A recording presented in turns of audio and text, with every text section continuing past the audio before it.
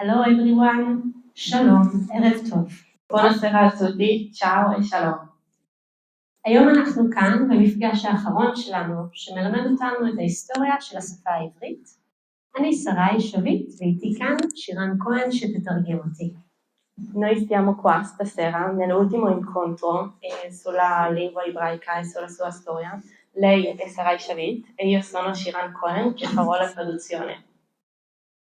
במפגש האחרון שלנו, לפני כשבועיים, דיברנו על המתחרה הגדולה ביותר של השפה העברית. Nel nostro ultimo incontro, 2 settimane fa, abbiamo parlato del più grande concorrente della lingua ebraica. שפת היידיש. Lo Yiddish. מכירים יידיש? Conoscete lo Yiddish? פוקו. היידיש של סוף המאה ה-19 ותחילת המאה ה-20 הייתה, בתקופה שאנחנו מדברים עליה, שפה חיה. Lo Yiddish della fine del XIX secolo e all'inizio del XX secolo era una lingua viva. שפה עשירה ופופולרית הרבה יותר מהשפה העברית. Lingua ricca e molto più popolare dell'ebraico. גם בקרב הציבור היהודי, שישב במזרח אירופה, sia tra la popolazione ebraica dell'Europa orientale, וגם בקרב היישוב החדש במרכז ארץ ישראל ובירושלים.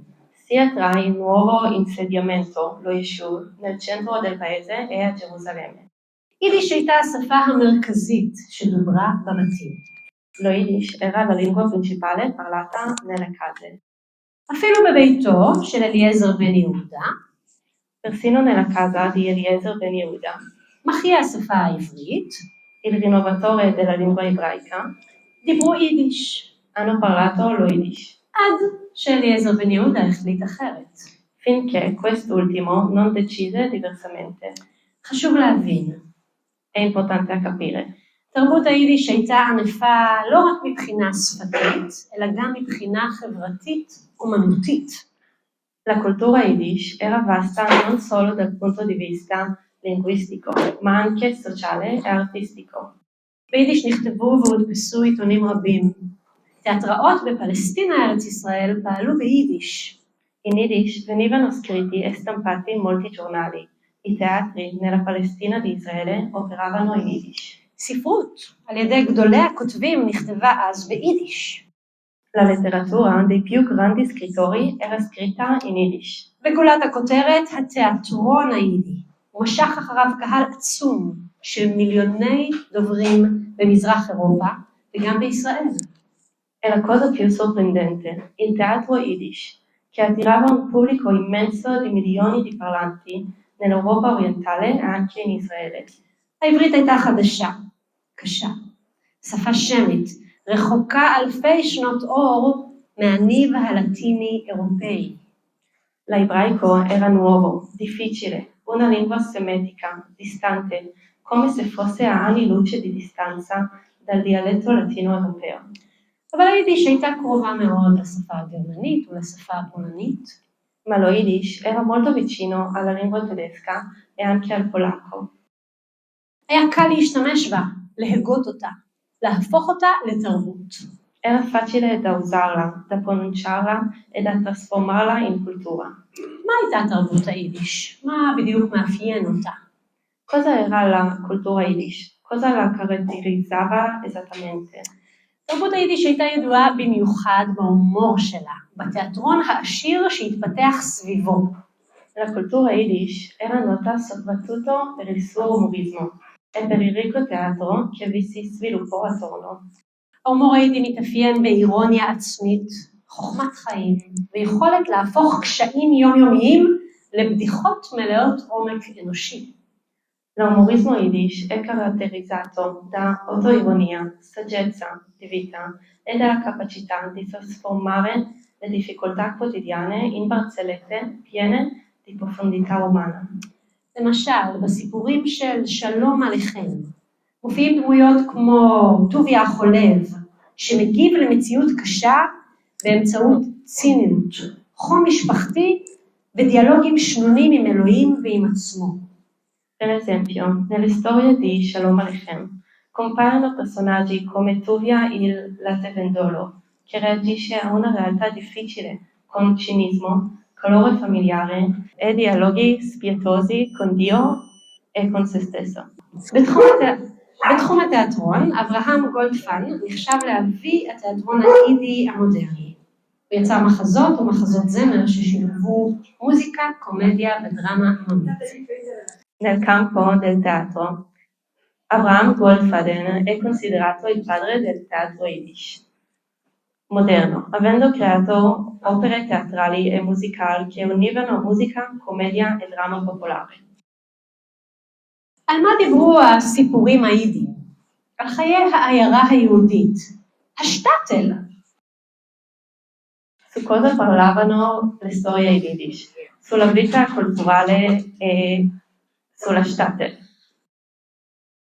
מה צריך לדעת על ההומור היידי? כאשר אומרים שההומור והבמה היידית שימשו לא רק לבידור, מתכוונים לכך שהם שימשו להתמודד עם מציאות חברתית וכלכלית מורכבת. מנגנון הישרדות. Cosa c'è da sapere sull'umorismo yiddish?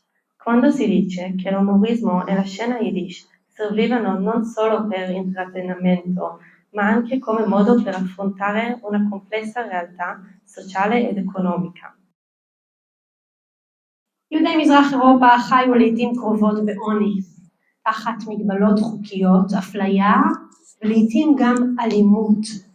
ההומור הפך לאמצעי לביטוי כאב, בלי להישבר ממנו.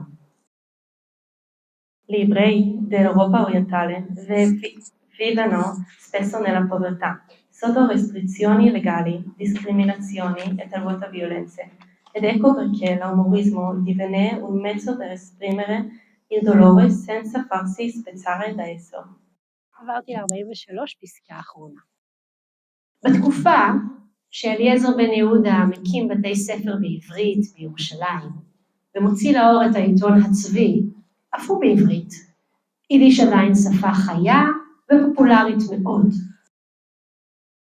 Nel periodo in cui Eliezer ben Yehuda fondava scuole ebraiche a Gerusalemme e pubblicava il giornale Azvi, il Cervo, anch'esso in ebraico, lo Yiddish era ancora una lingua viva, ricca e popolare. בירושלים, כל עולה חדש שמגיע ומדבר יידיש, מרגיש בבית, בזכות השפה. A Gerusalemme ogni persona parlate che veniva a parlare in Yiddish sentiva a casa con essa.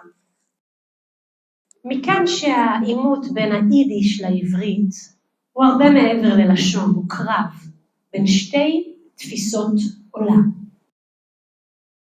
Di conseguenza, lo scontro tra lo Yiddish e l'ebraico andava ben oltre la lingua, era una battaglia tra due visioni del mondo.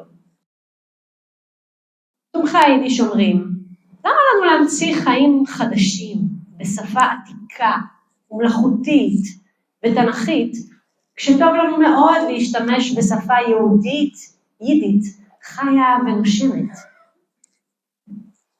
I sostenitori dello Yiddish dicevano perché dovremmo inventare una nuova vita in una lingua antica, artificiale e biblica, quando ci troviamo benissimo a usare una lingua ebraica Yiddish, viva e pulsante. לעומתם, תומכי העברית טענו שיידיש לנצח, תסמל את הפזורה, את הגלות, בעוד שעברית, כדברי אליעזר בן יהודה, תמיד תסמל עתיד לאומי חדש. Al contrario, i sostenitori dell'ebraico sostenevano che lo Yiddish avrebbe per sempre simboleggiato la diaspora, l'esilio, mentre l'ebraico, come diceva Eliezer ben Yehuda, avrebbe sempre simboleggiato un nuovo futuro nazionale. הוויכוחים האלו בין שתי השפות, שתי התפיסות, הפכו לעתים למכוערים מאוד. Questi dibattiti tra le due lingue e le due visioni diventarono a volte molto sgradevoli. למשל כאן אנחנו רואים אספת מחאה ציבורית בנוגע לאיזה שפה כדאי לדבר. Per esempio qua vediamo un'assembla di manifestazione su quale lingua si dovrebbe parlare. יהודים באספה כמו זו צעקו אחד על השני. עיתונים תקפו יריבים אידיאולוגיים באכזריות. Gli ebrei urlavano l'uno contro l'altro nelle assemblee pubbliche. I giornali attaccavano i rivali ideologici. היו אפילו מקרים שבהם צעירים ציוניים הפריעו להצגות תיאטרון ביידיש בארץ ישראל, מתוך אמונה שהם מגנים על העברית. Ci furono persino casi in cui giovani zionisti interrompero spettacoli teatrali in Yiddish in terra di Israele, convinti di difendere l'ebraico. זה בית ספר בירושלים שהקים אליעזר בן יהודה. מכאן שהבית ספר הזה רוצה ללמד בשפה העברית.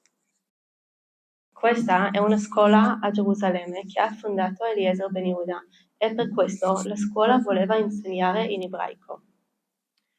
אבל יש בעיה. המורים בבית ספר מתעקשים ללמד בגרמנית או בצרפתית, אפילו ביידיש, מתוך הרגל ותפיסה שככה מלמדים. Ma c'era un problema. Alcuni insegnanti spiegavano ancora in tedesco o in francese per abitudine e per l'idea che queste lingue fossero necessarie. מורים צעירים באותו בית ספר מתעקשים דווקא לדבר עברית, גם בשיעורי חשבון או גיאוגרפיה, אבל לפעמים התלמידים לא מוכנים לענות להם בעברית. Di contro, gli insegnanti ebrei più giovani cominciavano a insistere per parlare ebraico, anche nelle lezioni di aritmetica o geografia, ma gli studenti non rispondevano in ebraico.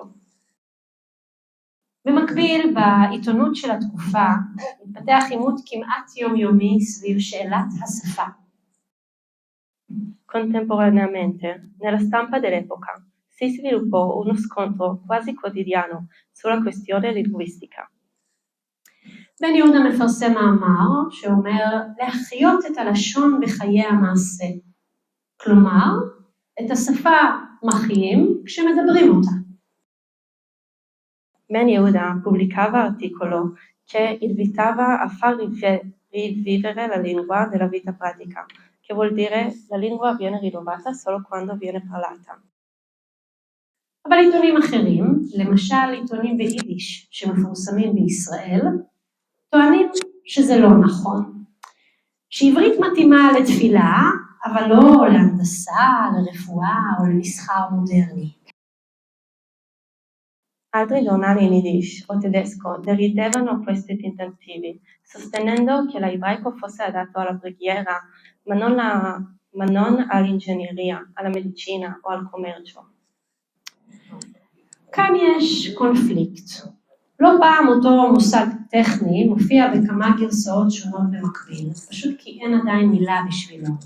למשל, מונחים נדרשים כמו מדען או מהנדס, עוד לא מצאו לעצמם את ההגדרה הנכונה. Qua c'è un conflitto. Più di una volta lo stesso concetto tecnico appariva in diverse versioni contemporaneamente, semplicemente perché non c'era ancora uniformità. Termini necessari come scienziato o ingegnere non avevano ancora trovato la loro corretta definizione. גם בחיי היום-יום של היישוב נוצרים מצבים קטנים של חיכוך. חנויות ביפו, בירושלים, מפרסמים שלטים בגרמנית או בצרפתית, וצעירים ציונים מחליפים אותם בכוח לשלטים בעברית. Anche nella vita quotidiana dell'insediamento si creavano piccoli attriti.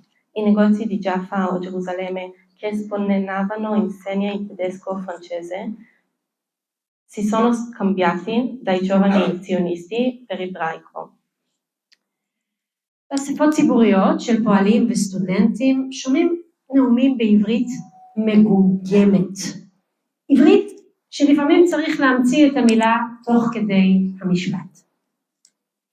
Nelle assemblee pubbliche di operai e studenti si sentivano discorsi in un ebraico un po' balbellente, un ebraico che doveva essere inventata durante nel mezzo della frase. כמובן שבעבור אנשי התחייה העברית הייתה זו הכרזת מלחמה. הם הבינו שאם מוסדות ההשכלה הגבוהה יעברו לגרמנית, העברית תישאר שפה סמלית בלבד. Naturalmente, per i sostenitori della rinascita ebraica, questa era una dichiarazione di guerra.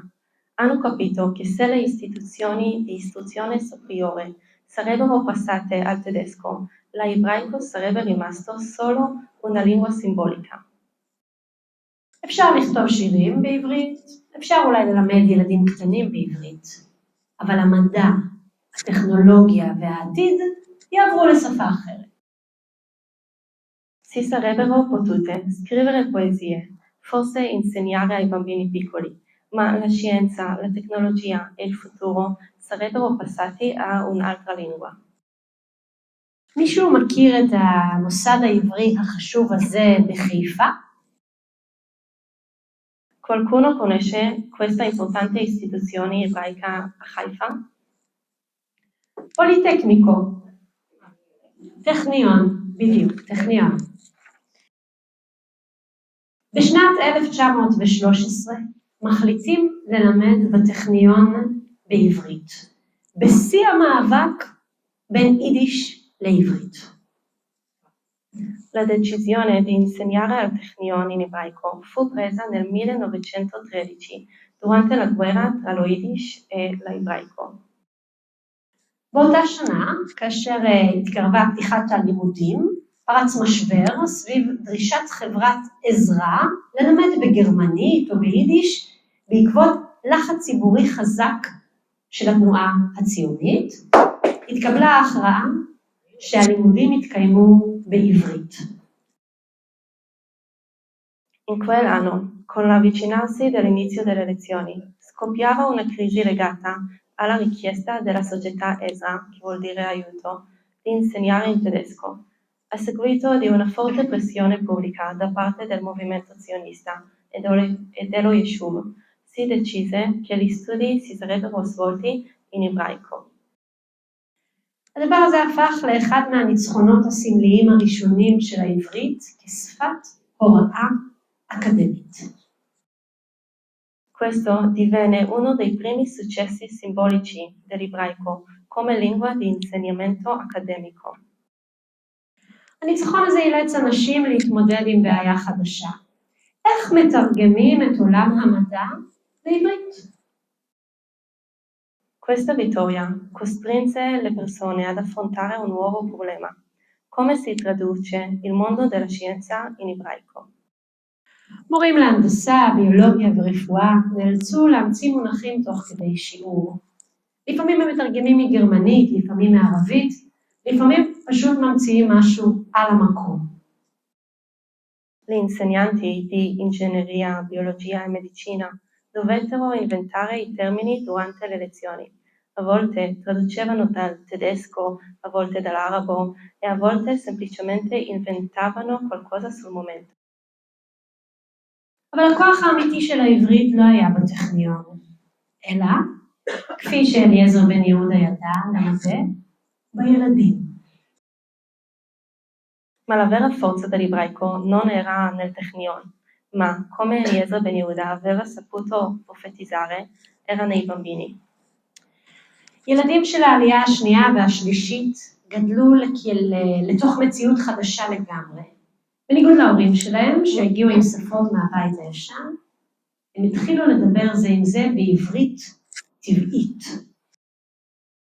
I bambini della seconda e terza Aliyah, che è la ondata di immigrazione ebraica, crebbero in una realtà completamente nuova. A differenza dei loro genitori, arrivati con le lingue della vecchia casa, loro hanno iniziato a parlarsi in un ebraico naturale. לא עברית של פסוקים, אלא עברית של משחקים, כללות, ריבים וצחוקים. Non l'ebraico dei versetti biblici, ma l'ebraico dei giochi, dei litigi e delle risate. וזה שלב קריטי בכל תחיית שפה. הרגע שבו ילדים מפסיקים ללמוד אותה, או מתחילים פשוט להשתמש בה. E questa è una fase critica in ogni nascita linguistica.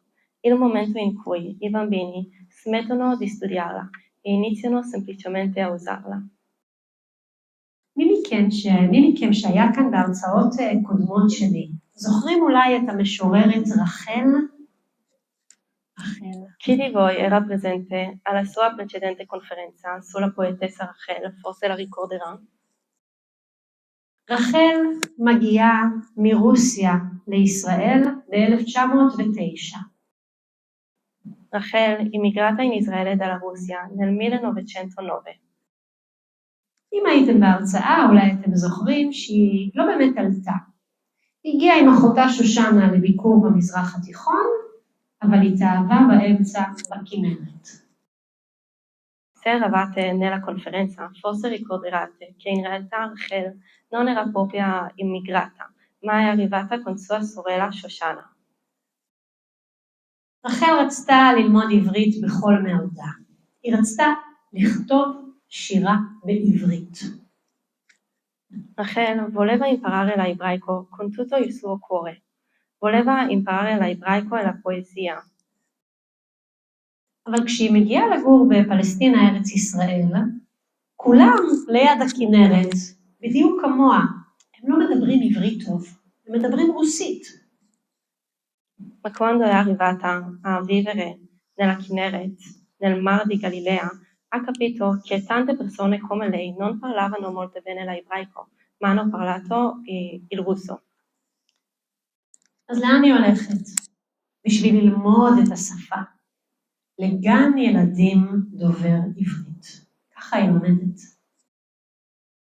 Allora, dove è andata per imparare la lingua? In un asilo nido, dove si parlava ebraico, e così ha imparato. באותם השנים יש תיעודים נהדרים של חלוצים שוחרי תרבות שמתארים את עצמם מקשיבים לילדים ברחוב ולא מאמינים לו מה שהם שומעים.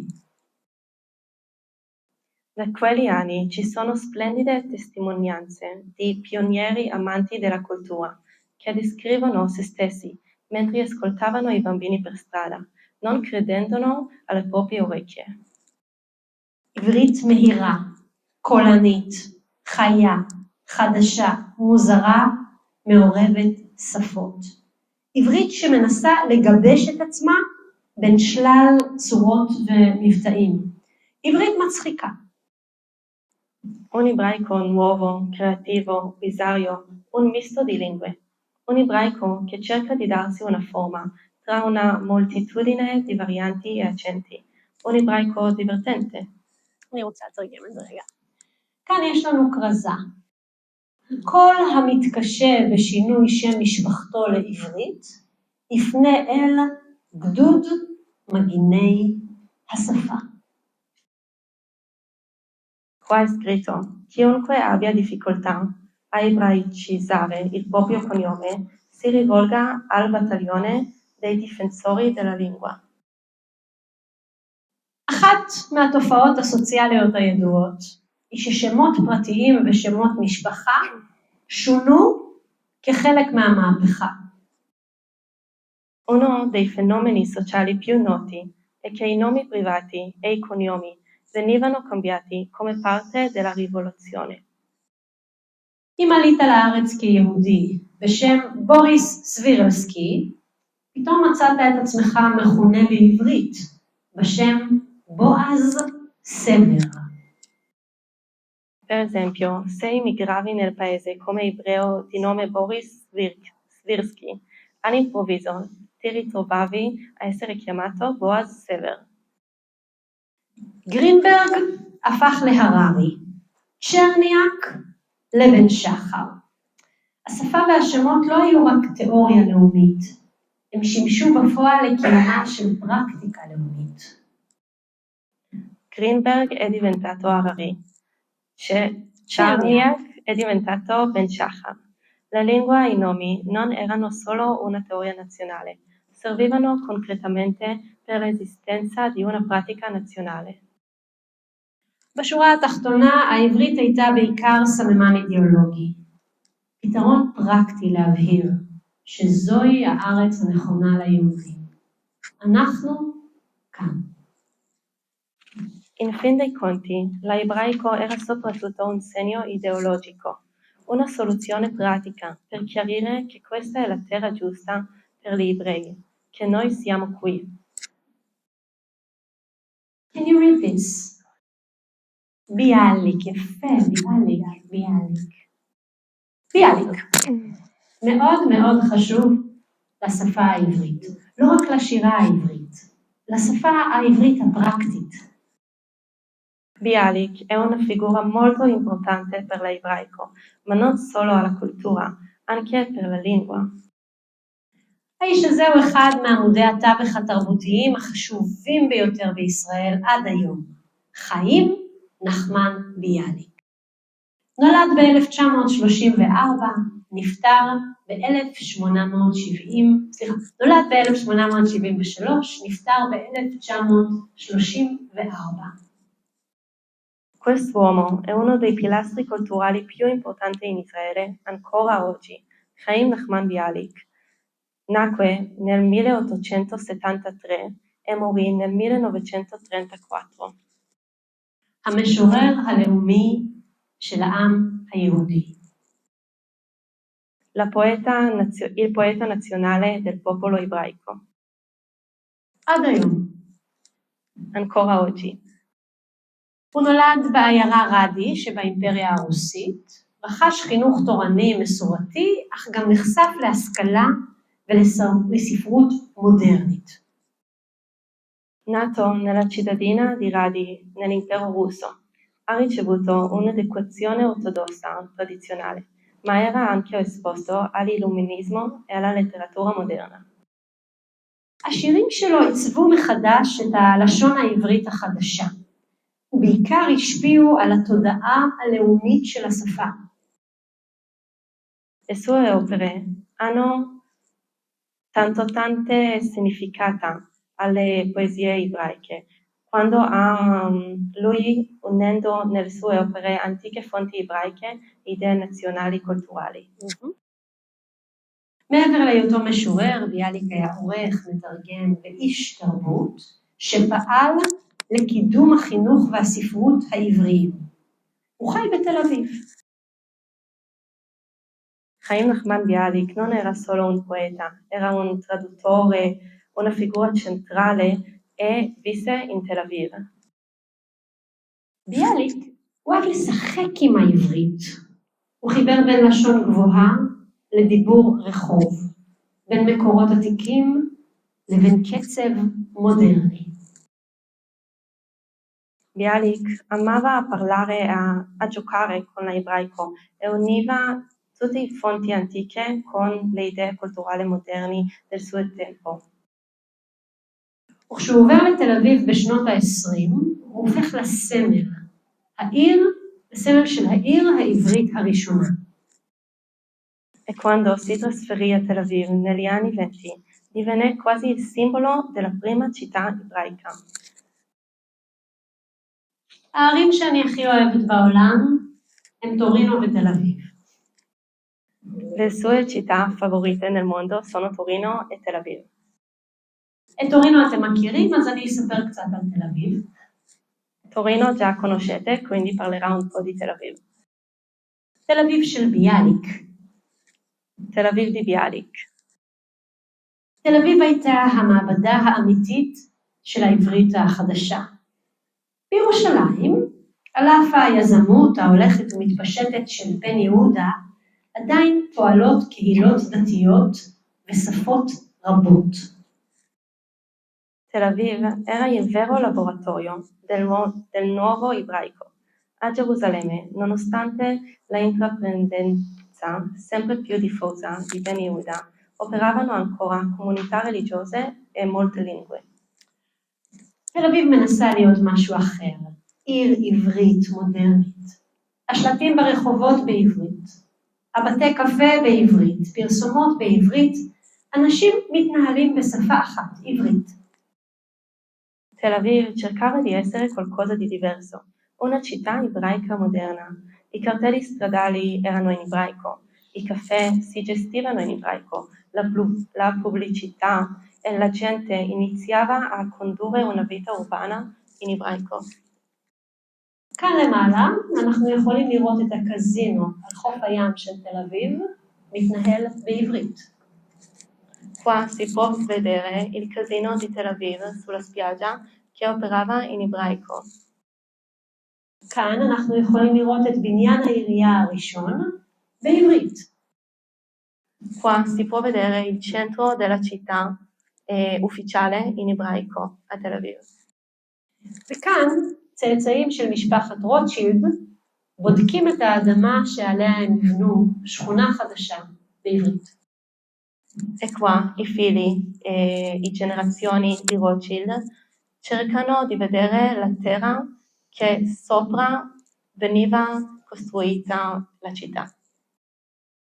אם ירושלים הייתה המקום שבו נאבקו להחזיר את העברית לחיים, תל אביב הייתה המקום שבו בדקו אם היא באמת יכולה לחיות.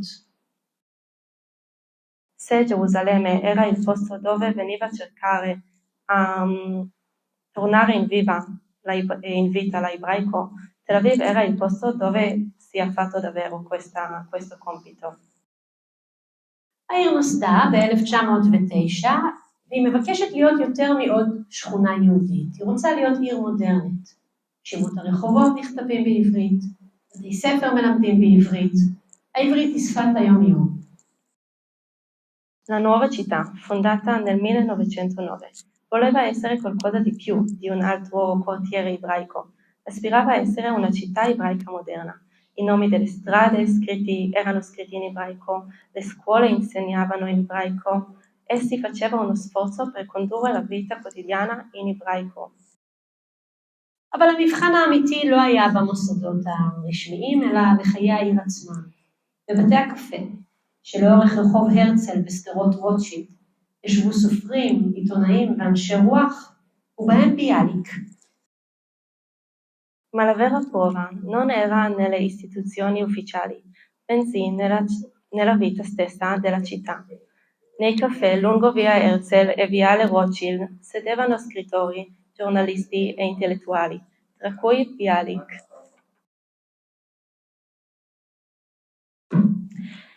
המשוררים יושבים בבתי הקפה ומתווכחים על עתידה של השפה.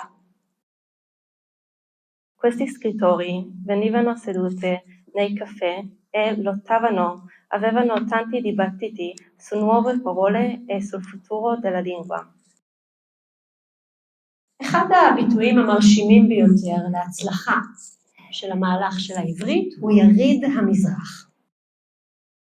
Una delle espressioni più impressionanti del successo di questo processo fu la Fiera di Oriente, יריד המזרח. אנחנו כבר בשנת 1932, ובתל אביב יש יריד שנועד להציג את הישגי הכלכלה והתעשייה של היישוב היהודי. Siamo nel 1932 a Tel Aviv e la città, questa fiera insieme, mirava a presentare i risultati economici e industriali dello יישוב ebraico. המון מבקרים מגיעים ליריד הזה, מכל רחבי הארץ והמזרח התיכון. Tanti visitatori venivano in questa fiera da tutta la terra di Israele e anche dal Medio Oriente. המבקרים עוברים בין ביתנים שעליהם שלטים בעברית, קוראים קטלוגים בעברית ונחשפים לעולם של טכנולוגיה שמתנהל אך ורק בעברית, לא ביידיש. I visitatori passavano tra padiglioni con cartelli in ebraico, leggevano cataloghi in ebraico ed erano esposti a un mondo di commercio e tecnologia che si svolgeva completamente in una lingua ebraica e non nello Yiddish. עברתי ל-52 על הרדיו. ואז מגיע הרדיו.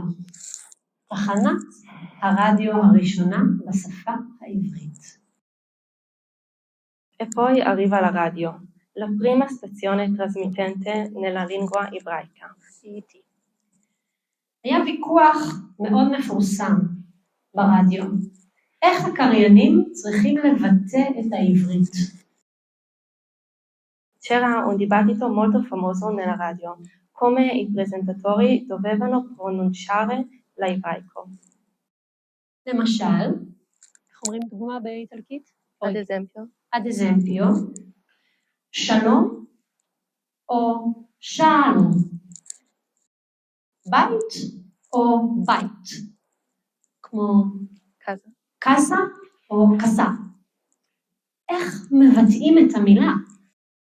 Come si pronuncia la parola? הרדיו החליט מה שהחליט, אבל בסופו של דבר הציבור ברחוב החליט מה שבאמת קורה. La radio ha deciso quello che ha deciso, ma in fine dei conti era il pubblico che ha preso quei suoni e li trasformava da quello che voleva essere davvero.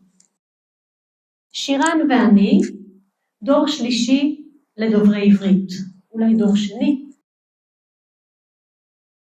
Sarai e io siamo la terza, quarta generazione per ebrei che parlano ebraico. אבל סבתא שלי וסבתא שלה לא דיברו בדיוק את אותה עברית. Ma la sua nonna e la mia nonna non parlavano la stessa lingua ebraica. אתם יודעים מה זה צבר? צבר? Sapete cosa è Tzabar? Sabra? הדמות של היהודי הארץ ישראלי החדש. La figura del nuovo ebreo israeliano. צבר. הוא נולד בין שנות ה-20 לשנות ה-50, לקראת הקמת המדינה. Il Tzabar è fondato tra gli anni 20 e 50, vicino alla fondazione di Israele. מי זה הצבר? קודם כל, גבר נאה וחזק. Chi era il Tzabar? Prima di tutto un uomo giovane e bello. לא גבר שגדל בשטאטל וסבל מאפליה יהודית. Non un uomo che è cresciuto nella Shtatel e ha sofferto da una discriminazione. הצבר הוא כמו האב טיפוס הכי טוב של חלוץ שהגיע מאירופה לבנות את ישראל. Il Tzabar è come un prototipo, il meglio prototipo che c'è, quel pioniero che è arrivato nel paese per popolarlo. אני יכולה לספר על אבא שלי למשל. שפת אמו הייתה אנגלית, הוריו היו אנגלית. הוא התעקש לדבר עברית בלי מבטא אנגלי. Il padre di Sarai, la sua lingua madre era l'inglese, ma lui insisteva a parlare solo in ebraico. לא בעברית עם מבטא אנגלי, בעברית של צבר. Non in ebraico con accento di inglese, ma in ebraico dello Tzabar. אני חוזרת לטקסט. כלומר, הדור הראשון לילדי הארץ דיבר קצר יותר, ישיר יותר, פחות מנומס. E quindi la prima generazione dei bambini nati nel paese parlava in modo più breve, più diretto, meno educato. זה בעצם העברית שיש לנו היום, העברית שעכשיו אני מדברת. משפטים קצרים, טון חותך, דיבור ישיר, עברית של צבר. È come l'ebraico israeliano che conosciamo oggi. Le frasi corte, il tono tagliente, il parlare diretto è l'ebraico dello Tzabar. נחזור לביאליק. זה ביאליק, וזה בית ביאליק היפהפה בתל אביב ברחוב ביאליק, מוזיאון היום. Torniamo a Bialik. Questo è Bialik e poi accanto a lui c'è la sua casa bellissima che ancora è in Tel Aviv, che funziona come un museo. ביאליק היה הולך ברחוב בתל אביב כמו סלבריטי. אנשים היו עוצרים אותו בשביל שידבר איתם. ילדים היו יודעים שירים שלו בעל פה. Bialik passava nella strada in Tel Aviv e le persone le trattavano come se fosse una celebrità. I bambini sapevano recitare le sue poesie a memoria. אבל כאדם שנולד ברוסיה ובחר להיות משורר בעברית, היו לו המון תלונות על השפה העברית. Ma come un uomo che è nato a Russia e ha deciso di parlare in ebraico. Aveva lamentato sempre sul nuovo ebraico parlato. הוא חשב שהעברית החדשה היא גסה מדי, מהירה מדי, מבולגנת, לא מספיק יפה. Pensava che il nuovo ebraico fosse troppo rozzo, troppo veloce e non abbastanza bello. אבל זו בדיוק ההוכחה שהתחייה של השפה הצליחה. כי ברגע שאנשים מתחילים להתווכח על איכות השפה, להתלונן על איך שהצעירים מדברים, ולהגיד פעם דיברו יותר יפה, סימן שהשפה כבר חיה באמת. Ma questa è precisamente la prova che la rinascita ha avuto successo, perché nel momento in cui le persone iniziano a discutere sulla qualità della lingua, a lamentarsi dei giovani, questo significa che la lingua è già davvero viva. עד שנות ה-40, העברית הופכת לעובדה קיימת. Fino agli anni 40, l'ebraico diventa un fatto. אבל עדיין חסר לה משהו מאוד מאוד חשוב, מדינה. Ma le mancava ancora qualcosa critico, uno Stato. את מבינה עברית, את מבינה אותי. I see in Hebrew, she's like, yes. שפה. יכולה להיוולד ברחוב, בבית ספר או בעיתון. אבל כדי להפוך לשפה של ממש, היא צריכה מוסדות שיחזיקו אותה, כמו הטכניון. Una lingua può nascere per strada, a scuola o su un giornale, ma per diventare una lingua a tutti gli effetti ha bisogno anche di istituzioni che la sostengano, ad esempio il Technion. טכניון זה לא מספיק. צריך צבא בעברית, ממשלה בעברית, בית משפט בעברית, הכל בעברית. Ma il Technion non era abbastanza. Ci serve anche un esercito in ebraico, governo in ebraico, sistema giudiziario e tutto in ebraico. המדינה קמה ב-1948. בשלב הזה כבר אין שאלה באיזה שפה מדברים, כולם יודעים שצריך לדבר בעברית. Lo Stato nacque nel 1948 e in questo periodo non c'era più alcun dubbio sul fatto che l'ebraico sarebbe stato una lingua ufficiale, era già ovvio. אבל השאלה האמיתית היא הרבה יותר מורכבת. איך עושים את זה? Ma la vera domanda era molto più complessa. Come si fa? כאן אנחנו רואים את אחת מישיבות הממשלה הראשונות ב-1948. Qua possiamo vedere uno dei primi incontri ufficiali e governativi nel 1948. בקצה אפשר לזהות את דוד בן גוריון, ראש הממשלה הראשון של מדינת ישראל. Nell'angolo si può vedere David Ben Gurion, il primo amministrativo di Israele. היום, כשאתם נוחתים בישראל, לשדה התעופה קוראים נמל התעופה על שם דוד בן גוריון. Oggi, quando arrivate in Israele, l'aeroporto si chiama su David Ben Gurion. אבל האנשים שסביבו, שאמורים לקחת איתו החלטות מאוד חשובות, חלק מדברים פולנית, חלק גרמנית, חלק יידיש, חלק רומנית. Ma le persone vicino a lui che dovevano decidere decisioni molto importanti con lui, alcuni parlavano polacco, alcuni tedesco, alcuni yiddish. עוד אין lהם עברית של תפסים, של בירוקרטיה, של פקידות. Non hanno ancora un ebraico fatto di moduli, leggi, ordini e procedure. בתי המשפט למשל היו זירה מרתקת. עורכי דין ניסו לטעון טענות משפטיות בשפה שעדיין לא הייתה בה מסורת משפטית מלאה. I tribunali, ad esempio, erano uno scenario affascinante. Gli avvocati cercavano di sostenere tesi legali in una lingua che non aveva ancora una tradizione giuridica moderna completa. איך אומרים חוזה מחייב? איך מנסחים סעיף משפטי בלי ליפול לאנגלית או לגרמנית באמצע המשפט. הרבה פעמים פשוט המציאו את השפה תוך כדי דיון בבית משפט. Come si dice contratto vincolante? Come si formula una clausola legale senza scivolare nell'inglese o nel tedesco a metà frase? Molte volte si costruiva la lingua semplicemente durante una discussione nel tribunale.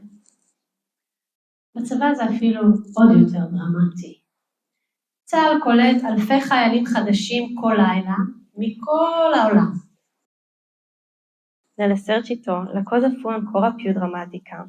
L'IDF, le forze di difesa israeliane, hanno assorbito migliaia di nuovi soldati quasi da un giorno all'altro, provenienti da tutti gli angoli della diaspora. מפקדים היו צריכים לתת פקודות ברורות, קצרות, חד משמעיות. I comandanti dovevano impartire ordini chiari, brevi, inequivocabili. לכן הרבה מהמונחים הצבאיים בשפה נולדים בשטח ונכנסים לשפה העברית היומיומית.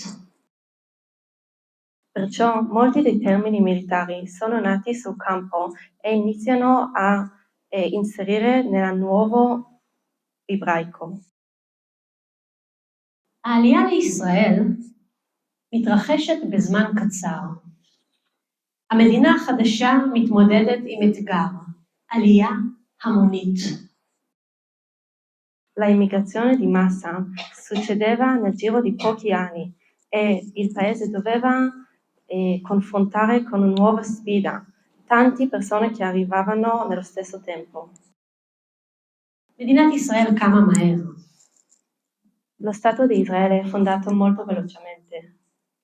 בתוך שנים ספורות מגיעים לישראל מאות אלפי עולים ממדינות שונות. In pochi anni arrivavano in Israele tante persone, tanti immigrati da diversi paesi. זה לא רק שינוי דמוגרפי, זה רעש לשוני עצום. Non è solo un cambiamento demografico, è un enorme fastuoso linguistico. רוסית, מרוקאית, עיראקית, פולנית, תימנית, רומנית, כולן מתנגשות באותה מציאות קטנה. Russo, marocchino, iracheno, polacco, yemenita, rumeno, tutti si incontrano nella stessa piccola realtà. אני עוברת 59. אם היו משמיעים לאליעזר בן יהודה מהמאה ה-19, שיחה יומיומית בישראל של היום, הוא כנראה לא היה מזהה את העברית כעברית נקייה. Se facessimo ascoltare Eliezer Ben Yehuda del XIX secolo una conversazione quotidiana nell'Israele di oggi, probabilmente non la riconoscerebbe come ebraico puro. העברית חוזרת לחיים מהר, ולכן היא גם משתנה מהר. L'ebraico torna in vita molto velocemente e quindi per questo anche cambia molto veloce. היום דוברי העברית בישראל מבינים שהעברית היא כבר לא פרויקט שצריך להגן עליו. Oggi le persone in Israele capivano che l'ebraico non è un progetto che si deve proteggere. זו מערכת פתוחה שמכניסה לתוכה השפעות מכל כיוון, אנגלית, ערבית והיום תרבות של אינטרנט. È un sistema aperto che accoglie influenze da ogni direzione, inglese, arabo e soprattutto adesso la influenza della cultura internet globale. אחת התופעות הבולטות ביותר היא החדירה המסיבית של האנגלית. Uno dei fenomeni più evidenti è la penetrazione massiccia dell'inglese. מילים כמו דיגיטלי, אפליקציה. Parole come digitale o applicazione. אבל לא רק מילים, גם מבנים של חשיבה, לעשות מייל. Ma non solo parole, anche strutture di pensiero, ad esempio fare una mail. לפעמים משפטים בעברית נשמעים כמו משפטים שמנסים לדבר אנגלית בעברית. A volte le frasi in ebraico suonano come un ebraico che pensa in inglese. זה לא כישלון, זו שכבה נוספת של הזהות של השפה. Non è un difetto, è un altro strato di identità della lingua. מה שעוד פופולרי בשפה של היום הוא סלנג ערבי בעברית. Quello che è molto popolare adesso è lo slang arabo in ebraico. מילים כמו סבבה, יאללה, אפשר לתרגם את זה, Va bene? סבבה, ובנה, יאללה, אנדיאמו, נכון, אנדיאמו קסה, יאללה. אלו מילים בערבית שמשתמשים בהם בעברית כל הזמן. Queste parole sono in arabo che vengono usate sempre in ebraico. היום, בעידן של טיק טוק, אינסטגרם ווואטסאפ, נולדת עברית אחרת לגמרי. Oggi, nel periodo di TikTok, Instagram e WhatsApp, nasce un ebraico completamente diverso. עברית קצרה, מקוטעת, ויזואלית, אימוג'ים שמחליפים משפטים שלמים. Ebraico più breve, frammentato, più visivo. Le emoji sostituiscono intere frasi. אבל דווקא שם קורה משהו מעניין. העברית לא נחלשת, היא מתפצלת. Ma proprio lì accade qualcosa di interessante. L'ebraico non si indebolisce, si ramifica. יש עברית של מסך, עברית של חדשות, עברית של ביאליק, עברית של צבא, עברית של ילדים, כולן מתקיימות במקביל. C'è l'ebraico dello schermo, l'ebraico delle notizie, l'ebraico di Bialik, l'ebraico dell'esercito, e tutti coesistono in parallelo. כאן יש כרזות ראשונות, הפרסומות הראשונות בשפה העברית. Qua ci sono le prime pubblicità in ebraico. אני רוצה לתרגם רגע. גדלו ירקות ליד ביתכם. Coltivate verdure vicino a casa vostra. לשון ציווי, כמו בצבא. Una lingua imperativa, come nell'esercito. עברית זה פשוט פרסומת לתת לרחובות ולמקומות חדשים שמקימים אותם בארץ ישראל, שמות בעברית. Questo nel mezzo è semplicemente per dare per le nuove strade che vengono fondate in Israele il nome. שם למעלה, דברו עברית להבנה הדדית. שלט שמזמין אנשים להתעקש על דיבור בעברית. Sopra a destra c'è un segno che è scritto parlate ebraico per una comprensione reciproca. הכרזה האחרונה היא מאוד מעניינת. רק הבננה העברית. לא הבננה הישראלית, הבננה העברית, כאשר בננה זו בכלל מילה באנגלית. L'ultima è molto interessante, si dice solo la banana ebraica è contrassegnata come prodotto di Anan e banana è semplicemente una parola in inglese. רק הבננה העברית. כאן יש פרסומת מאוד מעניינת. זו לא פרסומת לבננה ישראלית, זו פרסומת לבננה עברית, למרות שבננה זה בכלל מילה באנגלית. Qua c'è qualcosa di interessante perché è scritto solo la banana ebraica, ma la banana è infatti in inglese. היום אנחנו רגילים לראות מדבקות בסופר על הבננות. כאן הכרזה מזמינה את הישראלים לבדוק שהבננה שלהם היא באמת תוצרת הארץ, עברית. Siamo abituati nel supermercato di vedere lo sticker sulla banana e questo segno chiede dalle persone di controllare che il prodotto che comprano è davvero un prodotto di Israele. בננה אידיאולוגית. Banana ideologica. כדי להבין עד כמה הסיפור של העברית הוא יוצא דופן, צריך להסתכל רגע החוצה. Per capire quanto la storia dell'ebraico sia straordinaria, bisogna guardare un attimo fuori. רוב השפות בעולם לא עוברות תחייה. La maggior parte delle lingue al mondo non vive una rinascita. שפות נולדות, מתפתחות, משתנות, לפעמים פשוט נעלמות. Le lingue nascono, si sviluppano, cambiano e a volte semplicemente svaniscono. אבל כמעט אף שפה לא חוזרת לחיים בצורה מלאה, אחרי הפסקה ארוכה כל כך בשימוש יומיומי. Ma quasi nessuna lingua torna in vita in modo completo dopo una pausa così lunga nell'uso quotidiano. העברית הצליחה לעשות משהו שכמעט לא קיים בהיסטוריה הלשונית. לעבור ממצב של שפה טקסטואלית לשפה של אוכלוסייה מודרנית. L'ebraico è riuscito a fare qualcosa che quasi non esiste nella storia linguistica, passare dallo stato di lingua prevalentemente testuale a lingua madre di una popolazione moderna. כפי שראינו כאן בשלושת המפגשים שלנו, זה לא קרה בזכות בן אדם אחד או החלטה אחת. Come abbiamo visto nelle ultime 3 incontri, questo non è accaduto grazie a un solo fattore, solo una decisione. זה קרה בגלל שילוב נדיר של תנאים. È successo grazie a una rara combinazione di condizioni.